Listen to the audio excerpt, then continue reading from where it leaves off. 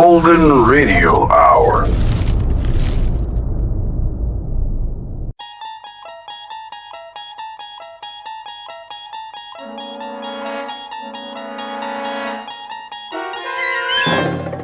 You unlock this door with the key of imagination. Beyond it is another dimension, a dimension of sound, a dimension of sight, a dimension of mind. You're moving into a land of both shadow and substance, of things and ideas. You've just crossed over into the Twilight Zone.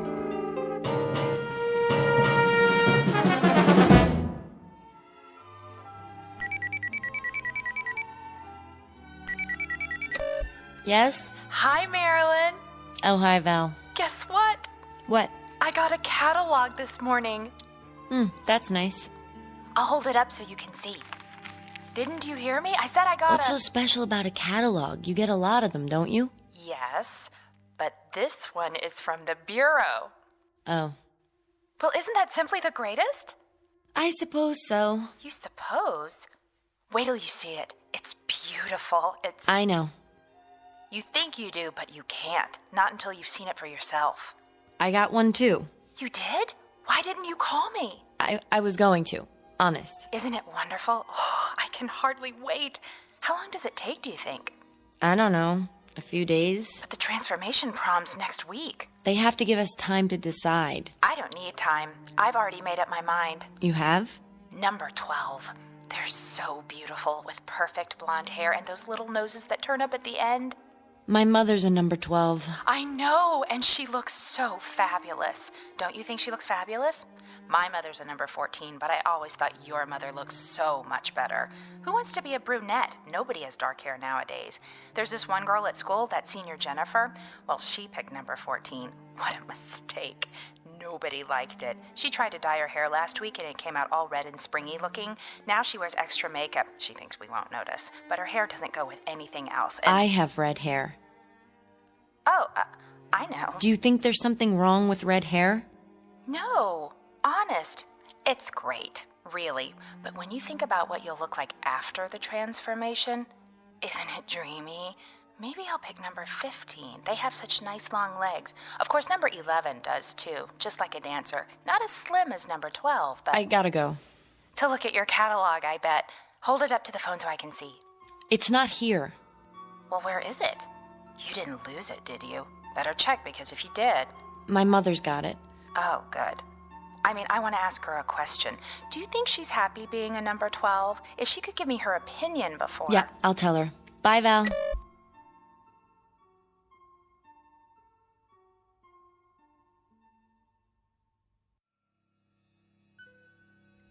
Portrait of an American girl caught in that transition known as the terrible teens. The place? A world very much like our own, with all the modern conveniences that make life healthy, happy, and safe. The time? Only a few years from now, when the passage into adulthood has been rendered as pleasant and painless as possible. The answer is technology, and the guarantee that beauty is available not only to the lucky few, but to all, equally and without prejudice. Call it the American dream. For what young girl would not want to be beautiful? Given the chance, what girl will not happily exchange a plain face for a pretty one, an overweight body for a slender one, a lonely adolescence for popularity? It's a dream that might happen tomorrow. But as we're about to see, it's already happening in the Twilight Zone. And now, The Twilight Zone and our story, Number 12 Looks Just Like You, starring Bonnie Somerville and Charles Shaughnessy, with Stacy Keach as your narrator. What are you doing, honey? I'm looking at the scrapbook. My old scrapbook? Oh, dear. How embarrassing. I think it's nice. You should be looking at your new catalog. Here, I brought it back. That's all right. They all look so pretty, don't they? I can't decide. The 17 reminds me of your father. His features, I mean. But I think the 12 might suit you better. Mm-hmm. What do you think? I don't know. I thought we should look at it together, all right? If you say so. Of course, you can't see the details clearly. The holograms are so small. Just the basic faces and figures and how they look wearing different outfits. But you get the idea. What's the matter? Nothing. Are you listening to me? I'm sorry, Mothers.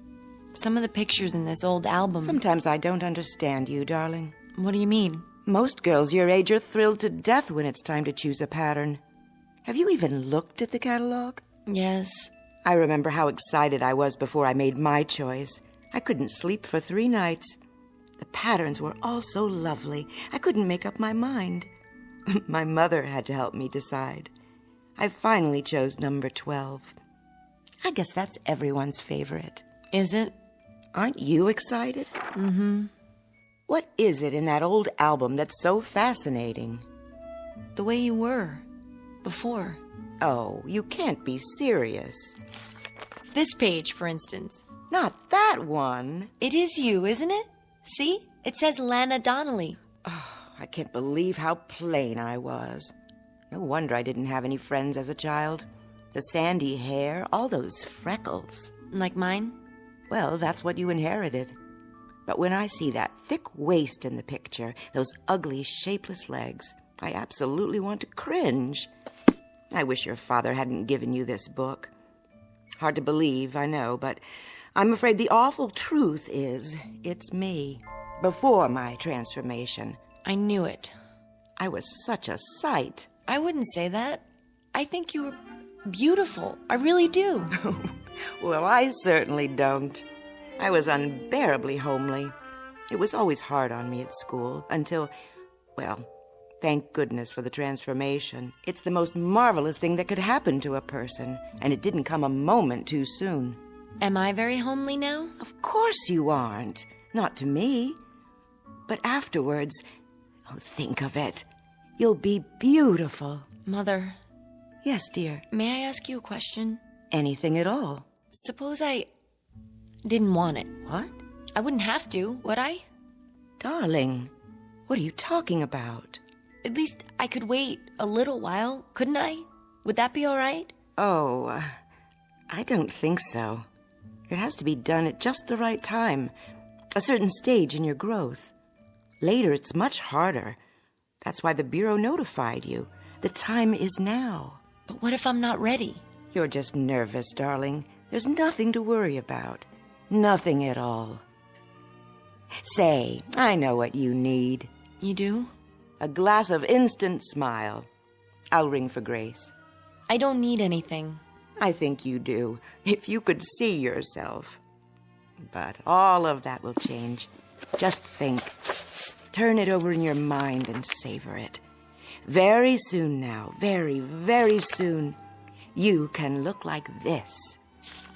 Or this. Who's that one? She's exactly your age. Isn't she beautiful? Her name is, let me see, Melanie Moore. There's no reason why this couldn't be you. Wouldn't that be wonderful? You rang, Mrs. Q-Barrel? Lana. Pardon me, Lana. A cup of instant smile for my daughter, Grace. Yes, ma'am. On second thought, make it 2. I could use a little pick-me-up myself. Right away. Teaching the help to use first names can be a problem these days. But we're all equal, aren't we? Yes, Mother. Remember that. After all, Grace is a number 12, too. Even if she is our maid. Oh, Mother. Why so glum, darling? I'm tired. I think I'll go to my room and lie down. That's a good idea. You're not yourself today. Oh? Who am I? You act as though there's something wrong with the transformation. I don't understand what possible objection anyone could have to being beautiful. After all, isn't everybody?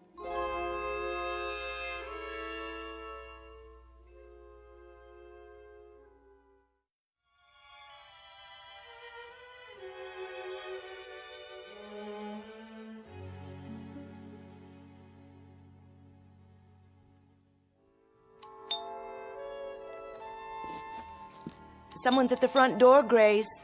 Yes, Lana. Be right there. Never mind, I'll get it.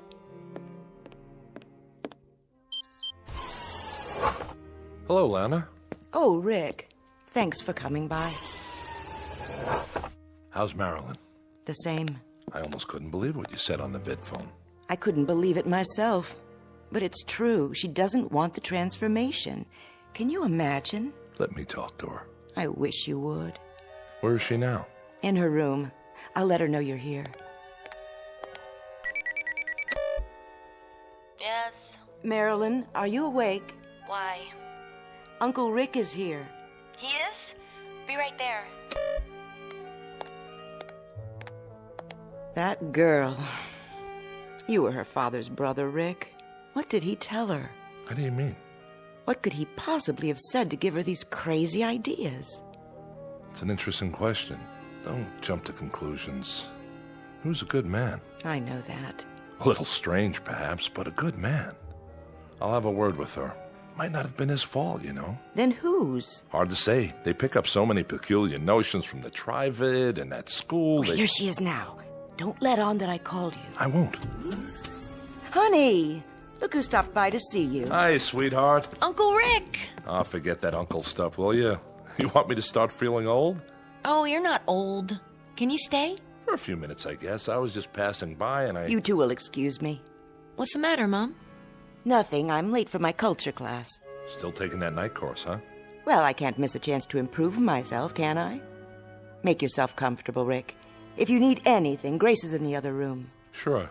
Nice to see you, Lana. Nice to see you. Come back soon, will you? We'll all have dinner together. Sounds great. Bye now.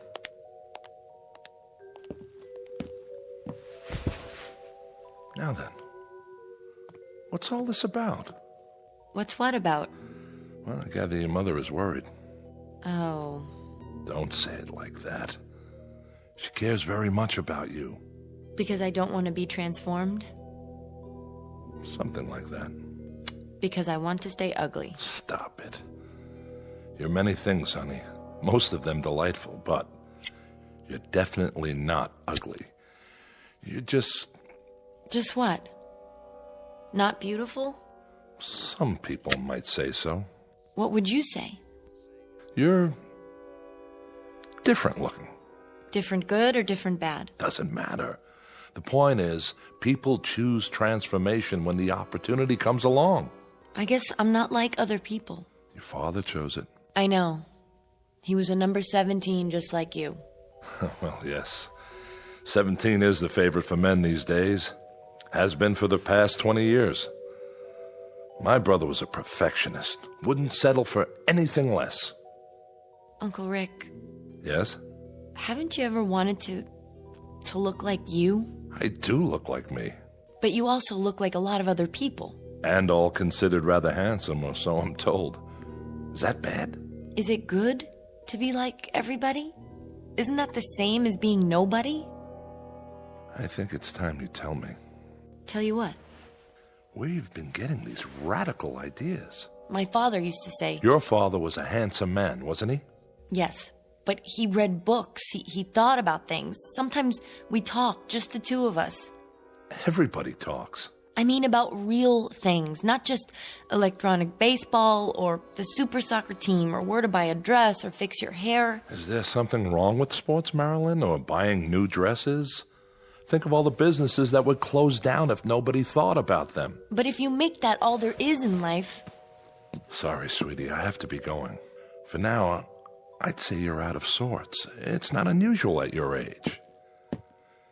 You better have a glass of Instant Smile.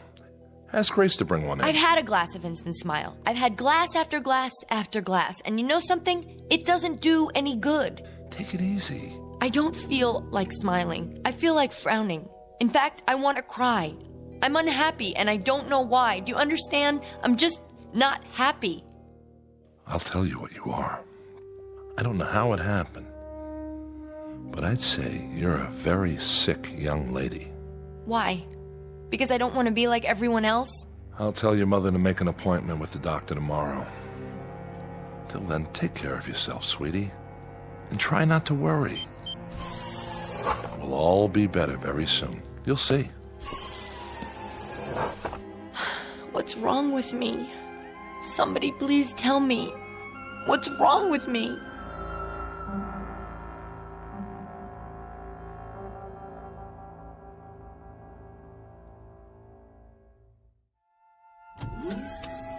So glad you could come. Thanks, Mrs. Cubarrel. Lana, please. Oh, sure. Lana. We haven't seen much of you lately. I know. Marilyn, look who dropped by. Who? Hi, Marilyn. Val? Yes, it's me. Oh, I didn't recognize you. Doesn't she look fabulous? I feel fabulous. Number 12 has always been my favorite, ever since I was a little girl. Well, it was worth the wait, wasn't it? You bet. Are you two going out tonight? I don't think so, but if Marilyn wants to. I can't. I have to do my online homework. Just a visit, then. I'll leave you alone. I know you have a lot to talk about. Remember, Val, you're always welcome here. Thanks, Lana.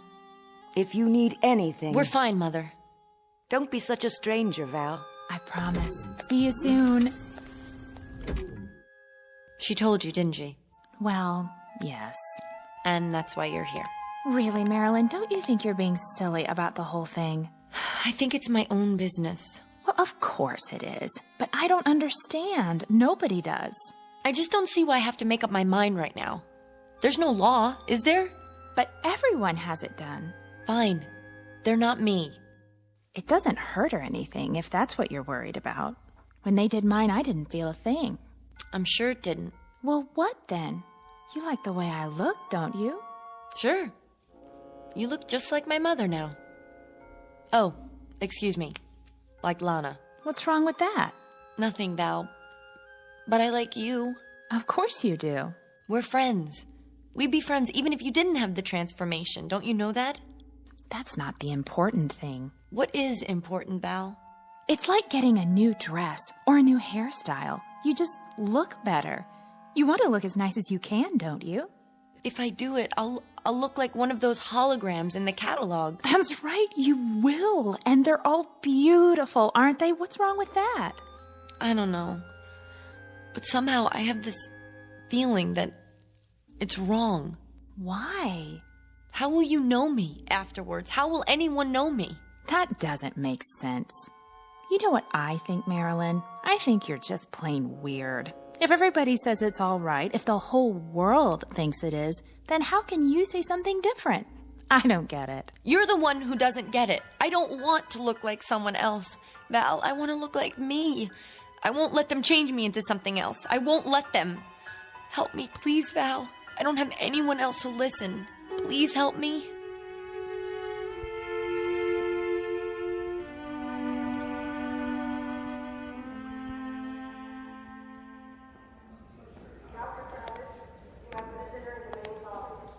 Marilyn? Mother? No, I'm Miss Simmons. Oh, you must be a number 12, too. Why, thank you, dear. As a matter of fact, I am. Doctor will see you now. Where's my mother? She's already in the office. Would you like to come with me? All right.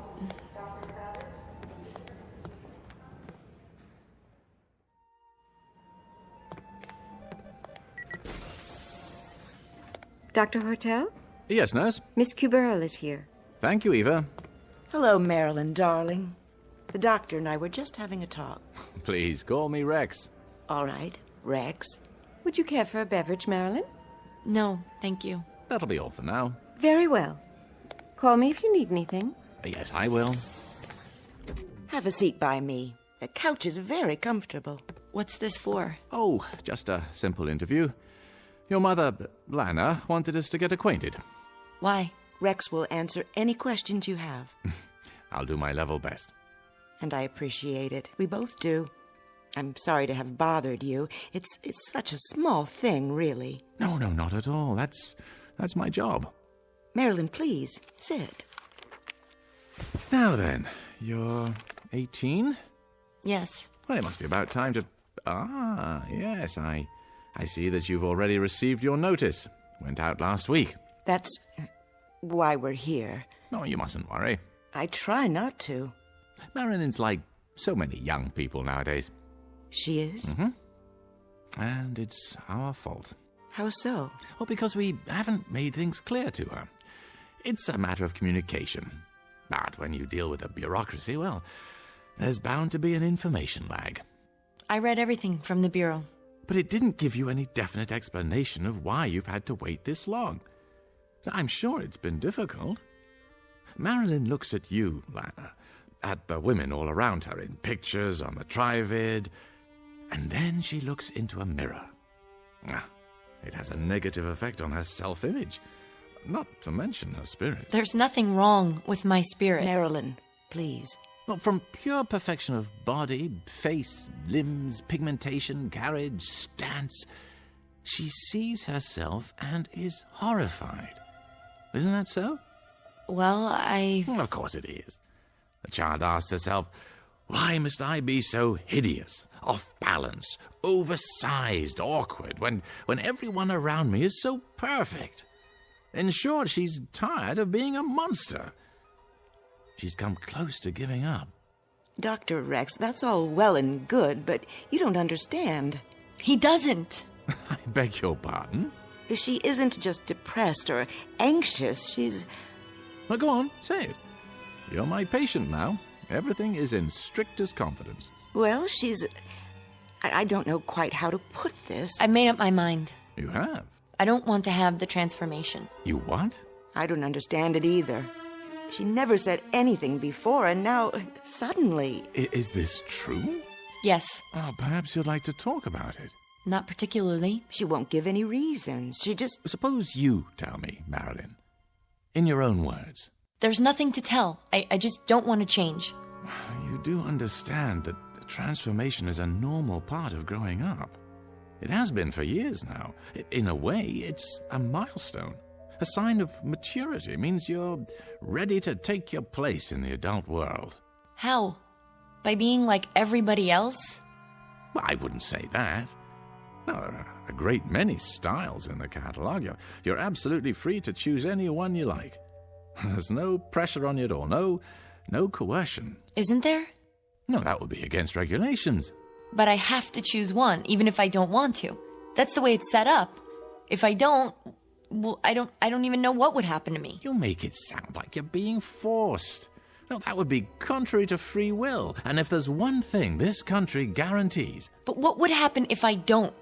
If I stay the way I want to be? Why do people care so much? I thought this was supposed to be a democracy where we respect everybody. Marilyn. Even if they want to be different. Even if they want to live their lives the way You mustn't talk like that. Why not? You've been given every advantage, every privilege. We're talking about a chance to develop your full potential. Would you mind if I conduct a test? What kind of test? A personality profile. For my records. I don't see why not. Do you, Marilyn? Come over here, please. What's that machine? Oh, it simply scans your mental activity, then prints it out on a strip of paper. The whole process takes a few seconds. It's quite painless, I assure you. All you need to do is sit in this chair. It's all right, darling. I promise. What are you putting on my head? A cranial recorder. I'm sure you've had this done before. You did. When you first started school, remember? All right, close your eyes, please, and sit quietly. Now, you must understand, the transformation is desirable not only from an aesthetic point of view. It plays an important role in one's psychological adjustment.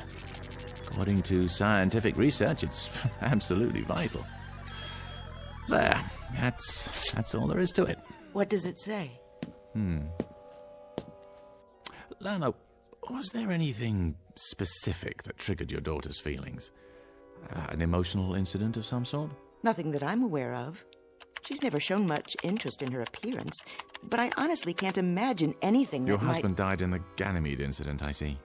5 years ago. Did you ever discuss this matter with him? Yes. I recall that he had some misgivings at first, but he finally chose number 17. Your number. Huh, I see. You remind me so much of him. Your eyes and the way you walk. Well, that's hardly surprising. It's an outstanding design. He's not Daddy, Mother, or Uncle Rick. Now, you can go back to the couch now, Marilyn. We're all finished. Just lift the helmet off.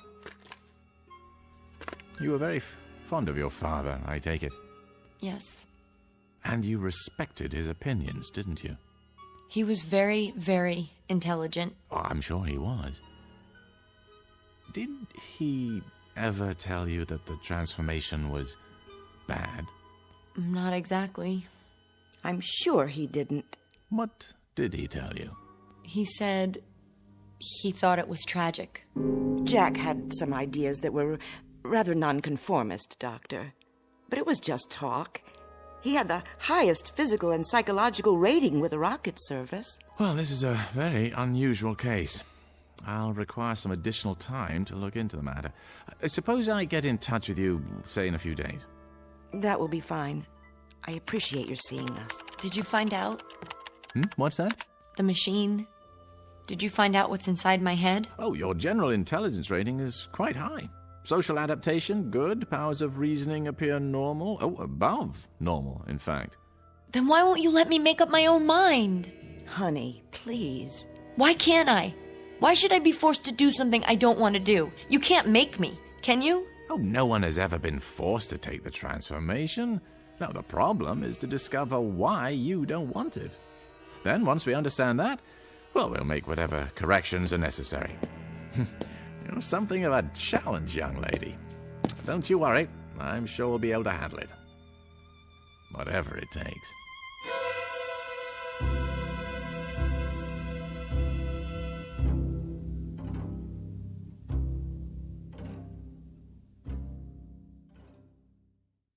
Dr. Forrest, dial 118, please. Where are we going? This way, please. It's just at the end of the hall. What part of the hospital is this? They have the private offices down here. I thought Dr. Hortel was going to meet me. You mean Dr. Rex? He'll be along later. Miss Marilyn Cubero. Come in, Marilyn. Sit down. It's too dark. I can't see anything. Walk toward the desk. Wait. See the chair? Yes, but I can't see you. Sorry, the lamp must be right in your eyes. Let me adjust it. Who are you? I am Professor Friend. Sigmund Friend. You must call me Sig. Dr. Rex has told me about you. I'm here to help. Sit, please. Help me? Help rid you of your fears of this necessary and important... No, that isn't true. It's not necessary. This very necessary, very important step in your life. But why? Why does everyone want to force me to do something I don't want to do? Why else but for your own good? That doesn't make sense. Why else would the state go to so much trouble and expense? Many, many years ago, wiser men than I decided to eliminate injustice and inequality from this world. They saw in physical unattractiveness one of the factors that make men hate. And so they charged the finest scientific minds with the task of eliminating, or at least minimizing, ugliness everywhere. But I'm not ugly. I'm not pretty, but I'm not ugly either. To others, you may be. Not to those who love me. There's more to it than that. As we learn to reshape the features, remold the body, we also learn to eliminate most causes of illness, and thereby prolong life. Before the transformation, you might have expected to live 70, 80, perhaps 90 years. Now you may live twice that long, even 3 times. These are good things, don't you agree? Genuine advances for humankind. Yes? Your mother. She's lovely, is she not? At one time, her face and body would already have begun to show the marks of age, of decay. You would not deny her youth and beauty, would you? But you could do that part without changing me, couldn't you? I wouldn't mind just that. Someday you might. And then it would be too late for the transformation. No, I'll never change my mind. I've thought about it, and I'm positive. Why? Did you ever read Shakespeare? Or Shelley? Or Keats? Those books were banned many years ago. Where did you find them? My father gave them to me. And dozens more. Aristotle, Socrates, Dostoevsky. Did you know Dostoevsky was an epileptic? Ugly, deformed, but he wrote about beauty. Real beauty. Marilyn, I warn you. This sort of subversive talk... Those men wrote about life, about the dignity of the human spirit, about love. I've heard enough. Interjecting smut into this interview is not going to help your case, not at all. Then may I go now? I've arranged a room for you. You'll be quite comfortable. But I don't want to stay here. I want to go home. It's only temporary. Your mother will be informed, and you'll be allowed visitors. Mother, did you hear what he said? They want I'm to... not your mother, dear, but I am a number 12. This way. No, you can't make me stay here. I'm afraid you must let me decide what is best for you. This way. No, please. We're not going to hurt you. We're going to help you. Let me go! Let me go!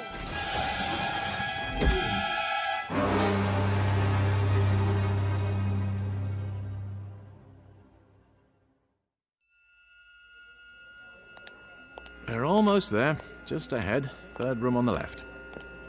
And you're sure she's all right? Oh, absolutely. I'm so glad. Did you know, Doctor, we've been best friends since preschool? Well, she's lucky to have a friend like you. And a mother who cares so much. Like you, Lana. I hope she's awake. Marilyn, Dr. Rex? you have company. Oh, Mother. She was quite upset last night. I gave her something to help her sleep. Hello, darling. You haven't done anything to her yet. Oh, a mild sedative, nothing more. If you'll excuse me, I have to look in on another patient. Of course, Doctor. Thank you. Hi, Marilyn. Hello, Val. Are you okay? I think so. We'd have been here sooner, only the doctor said you were sleeping. How do you feel? I don't know. What happened? Nothing. They just wouldn't let me go. Oh, Mother, they're gonna do it anyway. They're gonna make me do it. That's not true, Marilyn. Dr. Rex promised, remember? He was lying. Lying? Why should he? I don't know, but I know he has to say that to keep people from finding out. Finding out what? That they do the transformation whether you want it or not. Don't try to sit up. Didn't you hear what I said? I can't see why you're so unhappy, when all they want to do is make you pretty. But they don't. What? Last night before I went to sleep, I remembered something. I remembered what Father told me. He said, when everyone is beautiful, then no one will be. Because without ugliness, there is no beauty. Oh, Mother, don't you see? They don't care whether you're beautiful. They want everyone to be the same. That's all. They? Who are you talking about? I'm afraid it's time to go now. Already? If it's all right, I'd like to stay and talk to Marilyn some more. Well, just for a few minutes. Don't worry, dear. Everything's going to be fine. You'll see. What do you want to talk about? Well, I was thinking about what you said, what your father said. I don't see why he's so important to you. Val! I mean, he's dead, isn't he? Besides, you must have had other fathers. My mother's been married 11 times. Personally, I always like the stepfathers better anyway. Please, Val. You've had 9 fathers since the first one. Well, haven't you? Everybody marries everybody these days. Val, stop. After all, how can anybody live with the same husband for 100 years? Besides, from what I hear, your first father wasn't much fun. Stop talking about my father. You didn't know him. I loved him. He was good, kind, and he cared about me. Not the way I looked, but what I thought, what I felt. And he cared about himself, his dignity as a human being. My father wasn't killed in the Ganymede incident, Val. He killed himself. Why? Because when they took away his identity, who he was, there was no reason left to live. I don't understand. And I don't understand you, Val. Look at me. Do you ever feel anything? Sure. I feel good. I always feel good. Like that poem we learned in school. Life is pretty, life is fun. I am all and all is one. You don't get it. Get what? What are you talking about? You really don't. You can't. You can't understand anything. I gotta go, Marilyn. Goodbye.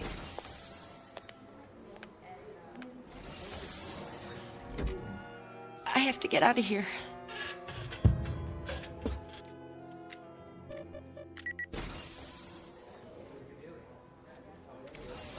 Dr. Kravitz, a visitor in the main lobby.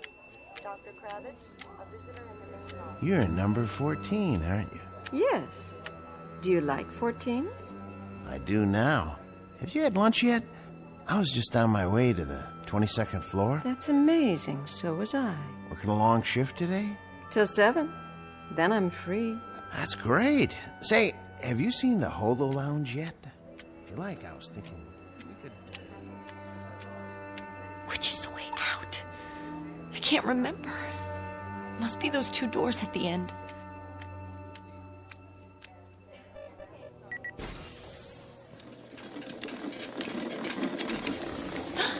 Mother? What's that? Is that my mother on the gurney? Is your mother pregnant? No. Then your mother must be at number 12. Are you all right? Yes, I'm fine. What are you doing in your hospital gown? I was just looking for the nurse. You better stay in your room. Push the button by the bed. The nurse will be along. Okay, I'll do that. Thank you.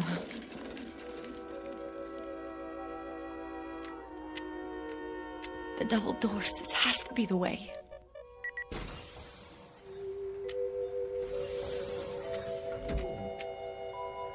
Hello? What is this place? Somebody? Hello, my dear. We've been expecting you. Dr. Rex? Where am I? What? This is an operating room. No! No need to run. Sooner or later, everyone decides to be beautiful. What number have you chosen? No, please, please!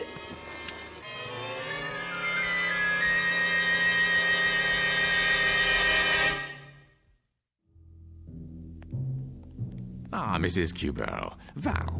Just in time. Is it all over, Doctor? All over. Is she okay? She's fine. You'll see for yourself. I've been so worried the last few days.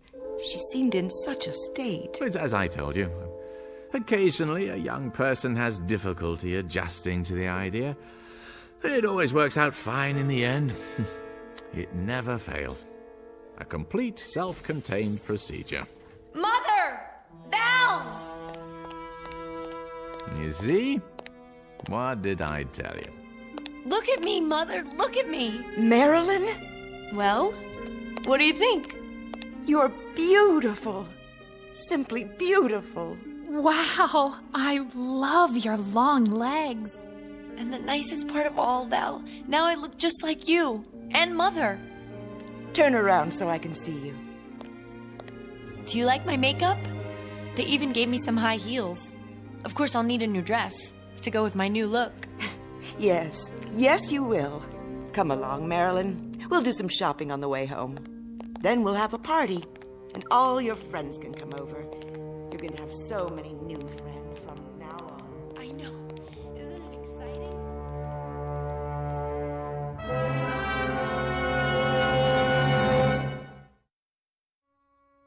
Portrait of a young lady in love for the first time with herself. Improbable? Perhaps. But in an age of plastic surgery, bodybuilding, an infinity of cosmetics, and an obsession with appearance, let us hesitate to say impossible. These and other blessings, some of them decidedly mixed, may await us in the not-too-distant future, or at least a future to be found in the Twilight Zone.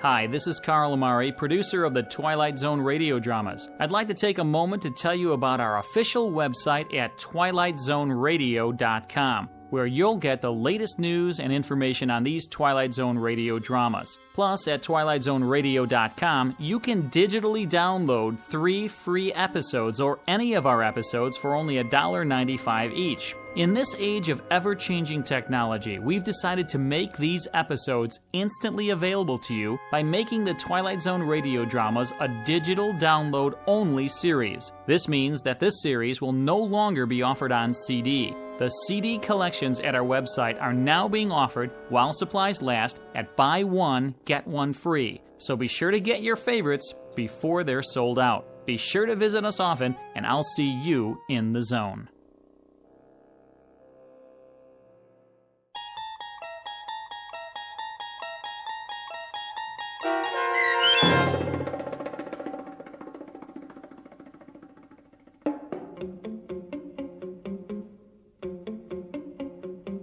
Number 12 Looks Just Like You, starring Bonnie Somerville and Charles Shaughnessy, with Stacy Keach as your narrator, was adapted for radio by Dennis Etchison and written for The Twilight Zone by John Tomerlin from a story by Charles Beaumont.